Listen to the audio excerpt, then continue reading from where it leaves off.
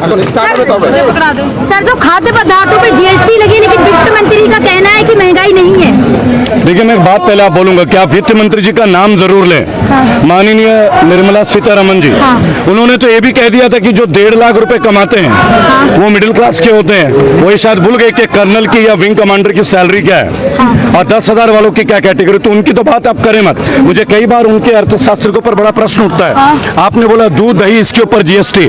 आप बात कीजिए कि अंतिम क्रियाक्रम के ऊपर भी 18% जीएसटी लग गया है। यानी अगर हम अपने अस्थियों को जलाना चाहें, प्रभावित करना चाहें, तो एक व्यक्ति जीते जी भी टैक्स दे, पैदा होने का टैक्स अस्पताल में दे, और वो जाते जाते भी नरेंद्र मोदी और निर्मला सीतारमण जी को टैक्स देते रहे। जी सर, तो फिर संबित पात्रा ने कहा तो है नॉन जीएसटी खरीदें। देखिए, संबित, मैं तो एक बात बोलूंगा, ये सब बहुत अच्छा हो रहा है, ये बातें बहुत अच्छी हो रही हैं जो भी पात्रा जी बोल रहे हैं। एक बात मैं आपको बोलूंगा, चाहे पात्रा जी बोले, चाहे निर्मला जी बोले, चाहे कोई भी बोले, सवाल ये नहीं कि वो क्या बोल रहे हैं। सवाल है कि हम जैसे आप लोग इंडिपेंडेंट पत्रकार हैं, भाई ये समाचार कोई राष्ट्रीय मीडिया तो दिखाएगी नहीं।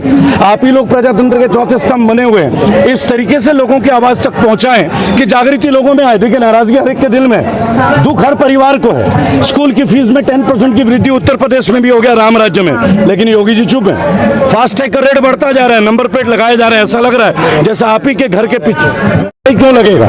5,000 यूनिट बिजली free, diesel petrol free, aeroplane की टिकटें फ्री, रेलवे की टिकटें फ्री, इन्हें महंगाई लगेगी क्यों? लेकिन सर, जो जीएसटी लगी है वो तो केवल ब्रांडेड चीजों पे लगी है ना, नॉन ब्रांडेड खरीद। नहीं, मेरी बात सुनिए। क्या आप अपनी मृत्यु को ब्रांडेड समझती हैं? क्या अगर मैं मर जाऊं तो ये ब्रांडेड मृत्यु होगी, लिवाइस की या ली कूपर का या कोई डेनिम का या फोर्स पात्रा जी कहते हैं। संबित पात्रा जी भी तो मरेंगे किस दिन, जिस तरह मेरी और आपकी भी मृत्यु होगी। आखिर मरते वक्त भी 18% मोदी जी को दे जाए। आप निर्मला जी के मुंह में ये माइक दे दीजिए और पूछिए, मरते वक्त भी, पैदा होते अस्पताल में जीएसटी और मरते वक्त शमशान घाट में जीएसटी, कोई दायरा बचा भी है या यहाँ भी महंगाई दिख रही है हमको? तो रह रहा है, बीजेपी ने मुहिम चलाया घर घर तिरंगा।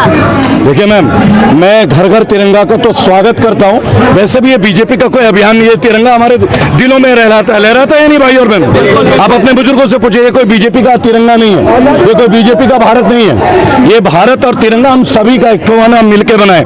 लेकिन हम एक बात बोलते हैं, हर घर तिरंगे के साथ क्यों ना हर परिवार रोजगार? इसके ऊपर सवाल उठाइए ना। तिरंगा उठाने में जो युवक खड़ा होगा उसकी आर्थिक स्थिति क्या है, जरा उसके ऊपर भी चर्चा हो। अग्निवीर के तहत देखिए ना, 4 साल का अग्निवीर है, 4 साल बाद नए युवा को मौका मिलेगा और 4 साल बाद वो युवा बूढ़ा हो जाएगा मेरी तरह। 11 लाख रुपए मिलेंगे, 25% मिलेगा, बिल्कुल 11 लाख रुपए मिलेगा। और उस 11 लाख रुपए में आप एक बिजनेस ओपन करा दें।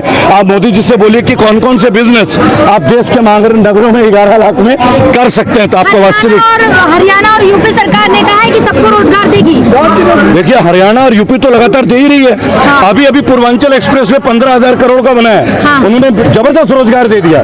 6 दिन पहले मोदी जी ने उद्घाटन किया, 6 दिन बाद जो है उसमें 200 मीटर का खड्डा हो गया, तो रोजगार मिल गया ना। अरे मेरी बात पत्रकार महोदय, बोलने दीजिए। आप काफी पसंद करते हैं योगी जी का, मेरा आपसे कोई विरोध नहीं है, लेकिन सुनना भी चाहिए, है ना। वो वक्ता के साथ साथ श्रोता भी बनिए।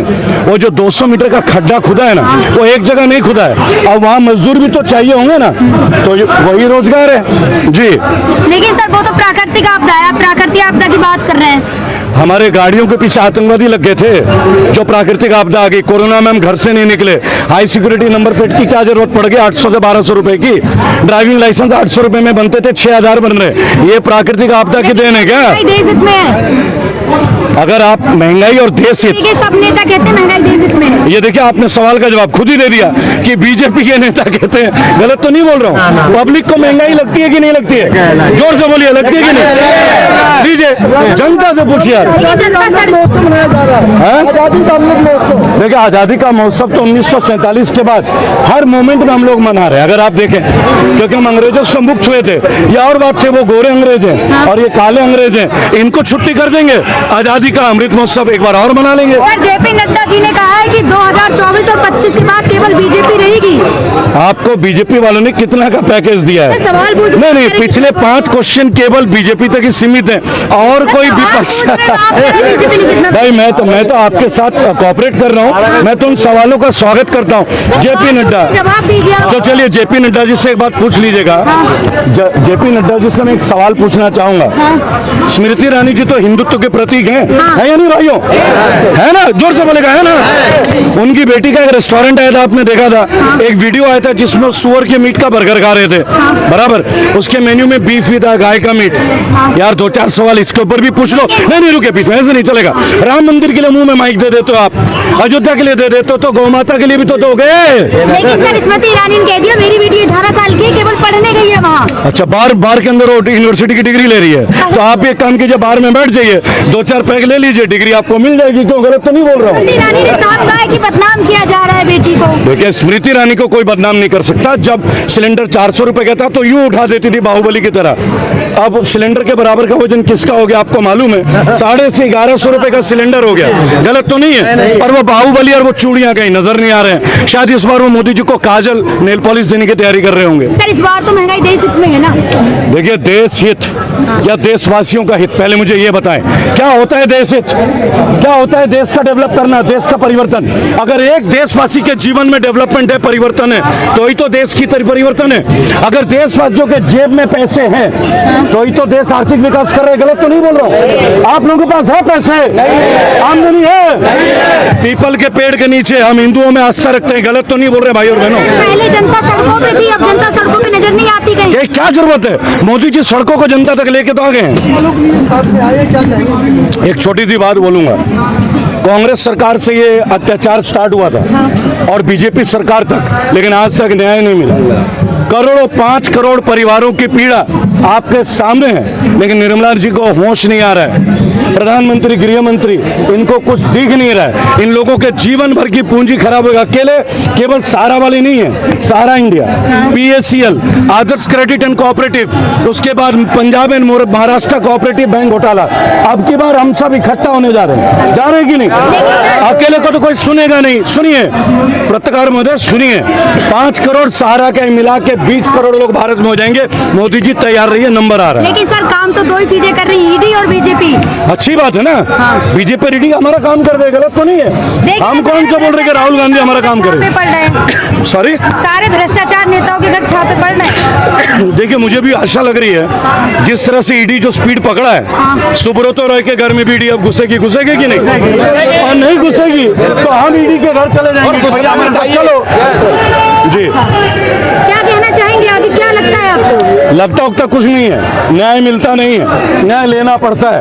जो लोग न्याय के लिए लड़ना चाहते हैं वो रेबल के साथ हैं या नहीं? साथ है कि नहीं? आपने कहा न्याय, लेकिन इस बार जो मन की बात मोदी जी ने कही थी उसमें ये कहा था कि हर घर घर तक न्याय पहुंचे, न्याय मिलेगा सबको। हम मोदी जी के इस मुहिम को आगे बढ़ा रहे हैं। उन्होंने बोला हर घर को न्याय मिलना चाहिए। हम हर घर को 7 रेस कोर्स रोड यानी कि प्रधानमंत्री आवास तक ले आ रहे हैं। मोदी जी आप कष्ट मत कीजिएगा, सहारा पीड़ितों को लेकर मैं आपके घर आ रहा हूँ, जोरदार समर्थन दीजिएगा। गुजरात में जहरीली शराब पीने से लोगों की मौत हुई है। क्या बात कर रहे हैं? कब की खबर है? अभी हो ही नहीं सकता। गुजरात में तो 20-30 साल से शराबबंदी है। बैन है, लेकिन हुई है ना सर? किसने बनाया? भाई भाजपा की सरकार है, गलत तो नहीं है? वहाँ तो शराब नहीं, विपक्ष का हाथ है।